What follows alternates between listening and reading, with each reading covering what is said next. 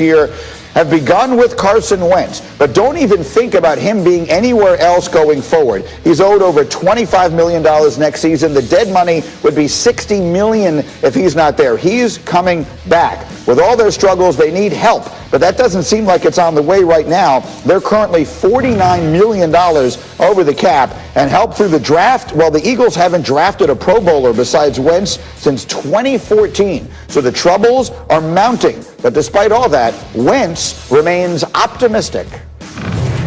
You got to be introspective, kind of see where you're at with everything. But at the same time, my process with how I prepare, how I get ready, all of those things, that never changes. But at the same time, you do have to look at where you can get better, where you can improve, and what's maybe holding you back. I don't feel indecisive out there. There's times in every game, whether it's the past, whether I'm playing at a high level or struggling, whatever it is, you misplace. Every week I look at those and okay, how can I learn from it? How can I go forward? But as far as being decisive and trusting these guys, I know I can do a better job of that, and I plan to.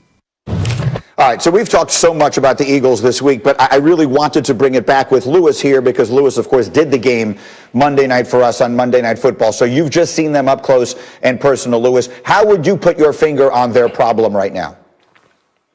Well, I think, if you start small and then move outward, if you start small and you start with Carson, look, it's the expected plays that he's not making that are the most disappointing. The clean pocket throws that he's not making. The plays where there's simple reads and he's just missing open wide receivers that are giving them chances for explosive plays. Those are the things that are most disappointing to me and were most disappointing on Monday night to watch happen. Now, there's a lot that really falls right on his lap as far as just the lack of execution. So he's going to have to go back and look at his process and look at how he is able to execute on game day and figure out what went wrong this year in particular. As far as everything else that is around him, look, there's been other teams that have dealt with offensive line injuries and offensive line, mishaps that have still been able to function at a relatively high level, at least high enough in order for them to win football games. The Eagles have not. They have just gotten bludgeoned, and Carson has bared the brunt of that. Offensive line has lost basically, 3/4 of it, or 3/5 of the starting unit that was projected before the season. On the perimeter, they haven't drafted anybody who is really an explosive number one type of receiver, number one type of weapon. The draft failings have been huge. The defense bore the brunt of the offense's failings on Monday night. You saw how well that they played, but they just weren't able to hold up over the course of 3.5 hours or however long the game took.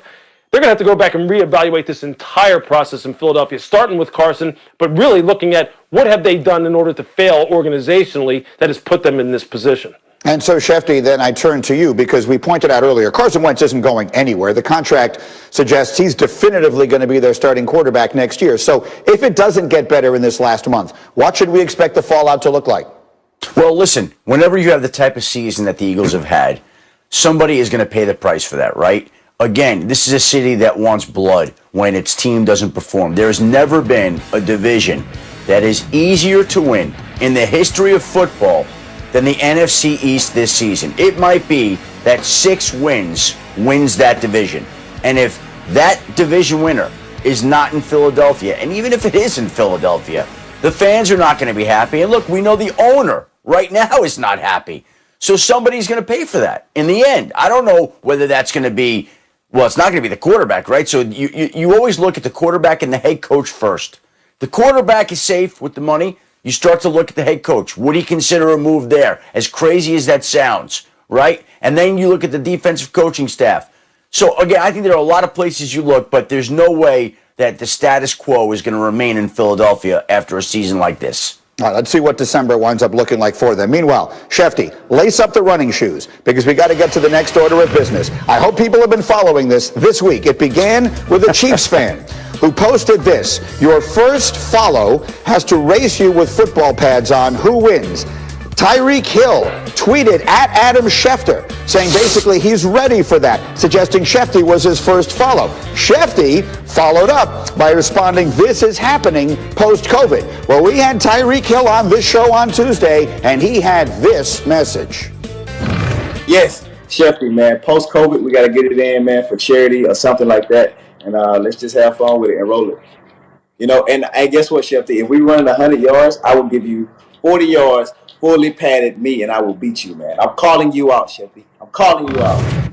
Okay, now Shefty, you should know that I immediately assumed the role of your representative, and I started negotiating for more yards. So I asked for 50 yards. He said no. How do you feel about this race right now, Adam Shefty? Well, in a 100-yard dash, if he's giving me 40 yards, I wouldn't stand a chance in hell. Okay, let's be very clear about that.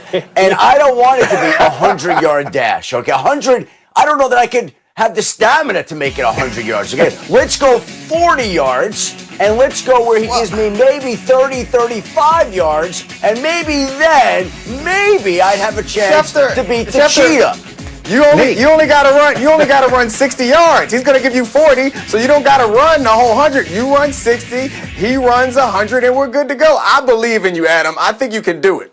Nick, I appreciate the support. I checked with sources, and they said, do not allow this race for charity. And I want to emphasize, for charity, I checked with sources. Do not allow this race to go beyond 40 yards. Now, Okay. I do think that he should have to run backwards, and I should run forwards, and then maybe I would have some sort of chance to beat the cheetah. Short of that, I'm going to embarrass myself, which I'm good with doing as long as it's for a good cause. As the fastest person on the screen right now, I'm going to be the cheetah's representative since Greeny wants to represent you, and we won't accept anything shorter than 80. We'll do 80, you run 40, we'll do 80, and I also think charity's great. I'm all for that. However, we got to put some stakes on this. If you lose, you need to copy the hairdo. I want some blonde tips if you lose. We need to put some stakes on this.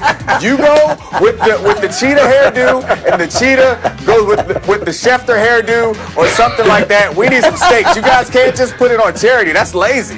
This is getting away from us here. Lewis, scout this out. Yes, what do you think?